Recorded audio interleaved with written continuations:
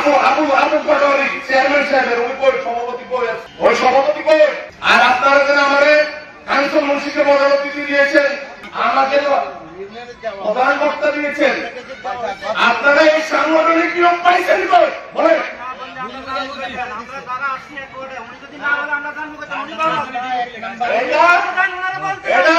এটা কাঞ্চন মুন্সির হোটেলে ভালো ভালো খাই আর কিছু হোক নিয়ে আসি। আপনারা যেন এই যে দলের স্বার্থ বিসর্জন দিলেন, দলের মানুষকে